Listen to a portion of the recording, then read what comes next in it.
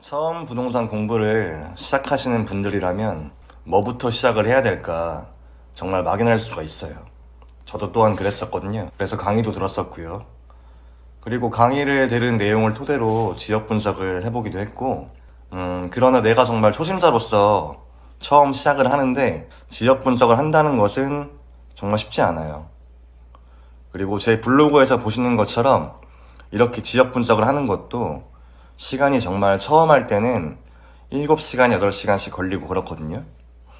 물론 이게 오래 시간을 투자한 만큼 얻는 것은 분명하지만 지역 분석을 많이 해보다 보면서 실력이 늘기도 하고 보는 방향도 달라지긴 하지만 제가 스스로 느끼기에 초보의 실력을 벗어나면서 성장을 더 해가면서 느낀 것은 우리가 지금은 우리 사는 동네의 가격군이 어떻게 되어 있는가, 동별의 시세가 어떻게 되어 있는가도 정확히 모르는데 지방 투자를 위해 다른 지역을 먼저 알아본다?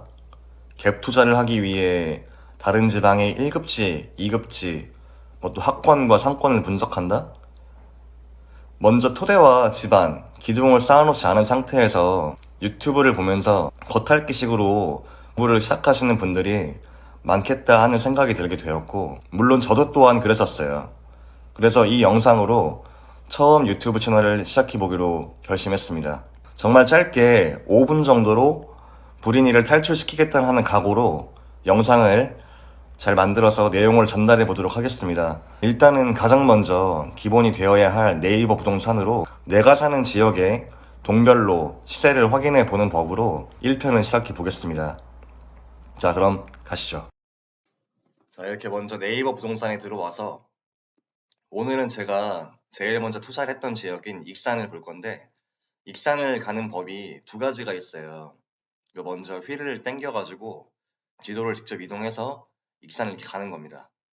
근데 중요한 건 이렇게 휠을 당기다 보면은 내가 지금 익산 바로 옆에 군산이 이렇게 있고 옆에는 전주가 있고 이런 거를 파악할 수가 있거든요. 익산 위에는 부여가 있구나. 이런 지도가 어디 쪽 입지가 형성되어 있는가를 위치를 파악하는 것도 굉장히 중요한 부분이에요. 그래서 여기서 빨리 가기 버튼을 통해서 지역을 이동할 수 있는데 요거는 전 추천드리지 않아요. 이렇게 갈 수 있지만 항상 휠을 당겨서 지도를 직접 이동해 보면서 어디에 뭐가 있고 어떤 지역에 뭐가 있는지를 파악을 해봐야 되는 거예요. 자, 그러면 익산에 가봅시다. 익산에 들어왔죠. 먼저 익산역이 보이는데 일단은 모든 동을 다 보진 않을 거예요. 근데 다만 이게 너무 면적이나 거래 방식을 포괄적으로 두면은 모든 아파트가 다 뜨기 때문에 너무 많아서 보기가 어려울 수 있어서 면적을 먼저 우리 국민평수 기준인 32부터 36까지로 줄여줍니다. 그럼 국민평수만 나오게 되거든요. 그리고 거래 방식도 매매로만 보는 거죠. 그러면 볼 수 있는 게 많이 줄었죠. 자, 보면은 먼저 모현동 1가래요. 모현동 1가의 가격은 이렇구나. 여기 익산 2편의상이 보이는데 3.3억이구나. 국민평수가. 요거는 뭔데 이렇게 쌀까? 이렇게 가격을 보는 거예요. 배산 에코르는 3.4억. 요거랑 비슷하구나. 요건 2.9억이네. 가격을 보는 거고 마찬가지로 옆 동네에도 가격을 보는 겁니다. 이렇게 3.4억, 5초 그란데 뉴퍼스트, 또 이제 2.5억. 여러 가지 볼 게 많지만 일단은 동별로 가격이 어떤가를 내가 먼저 파악해 두는 게 중요한 거예요.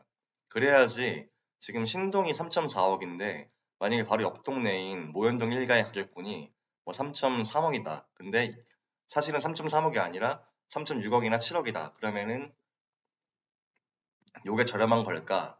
아니면 요게 비싼 걸까? 이렇게 동별로 시세를 보면서 가격을 어떤 게 높은가 낮은가를 비교할 수가 있게 되거든요. 그러려면은 모든 동별 시세를 다 아는 게 중요해요. 물론 지방별로 정말 급지가 낮은 지역은 투자하기 어려운 지역이니까 사실 모든 동별의 시세를 알 필요 없다고 말할 수 있지만, 그래도 처음 시작할 땐 내가 막연한데 어떻게 공부를 해야 될까, 뭘부터 시작해야 될까 모를 때 이렇게 동별 시세를 보는 게 중요하다는 겁니다. 하나만 더 보면 마동이 현재 익산의 1급지라고 말할 수 있는데 여기는 5억이나 되죠 벌써 가격이. 물론 분양권 단계이지만 이런 걸 보면서 가격을 볼 수 있고, 여기서 한 가지만 더 추가해서 말씀드리고 싶은 건, 익산 모현동에도 지금 아파트가 여러 개, 한 열 몇 개가 있는데, 여기서 그 모든 아파트의 상승률과 하락률을 비교해 보는 게 좋아요. 이 두 가지를 예로 들어 보일 텐데, 익산 이평상 그 114동에 3억 2천짜리가 나오고, 시세 실거래가를 보면은 33평이죠. 가격을 내려보면서 얼마나 올랐고 얼마나 떨어졌나를 보는 거예요. 그럼 지금 전고점을 22년 4월로 가정을 하고 3억 3,800 대비 현재 2억 7,500에 거래가 되었으니까 상당히 낮은 가격에 거래가 된 거거든요. 거의 한 5천만 원 차이가 나죠. 계산기로 5천만 원 나누기 3억 3,800을 해보는 겁니다. 곱하기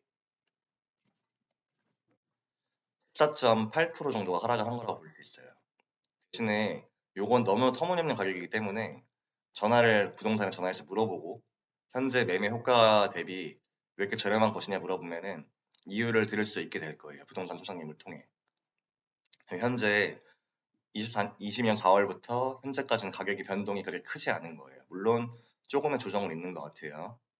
이런 걸 비교해 보면서 아파트마다 상승률과 하락률을 비교해 보는 거예요. 그러면은 이 아파트는 18% 떨어졌고 요 아파트는 20% 떨어졌고 요 아파트는 15%가 떨어졌는데, 그럼 어떤 게 저렴할 수 있는가를 좀 표준 편차가 많아질수록 내가 더 확인할 수 있게 되는 거죠. 예로 들어서 제 블로그를 예로 들어 보이면,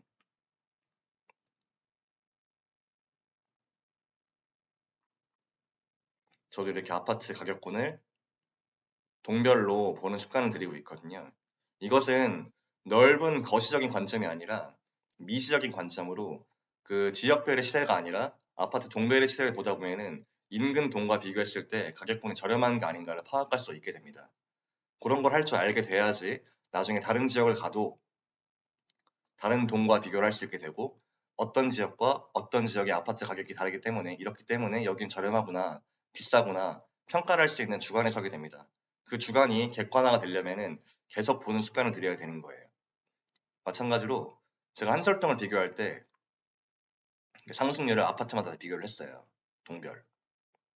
세종시 세릉동인데 이렇게 블로그에 동별로 그 아파트 단지별로 가격분 하락이 어떻게 변동되고 있는가, 그러면은 어떤 동에 어떤 아파트가 비싸고 어떤 동에 어떤 아파트는 저렴하구나를 알 수 있게 됩니다. 자, 그럼 다음에는 제가 앞으로 사용하고 있는 플랫폼, 부동산 지인, 아실, 호갱노노 등 어떤 플랫폼을 어떻게 이용하는지에 대한 설명을 영상을 올리기로 하고, 오늘은 여기서 마치기로 하겠습니다. 그럼 모두 다음 시간에 만나요. 안녕.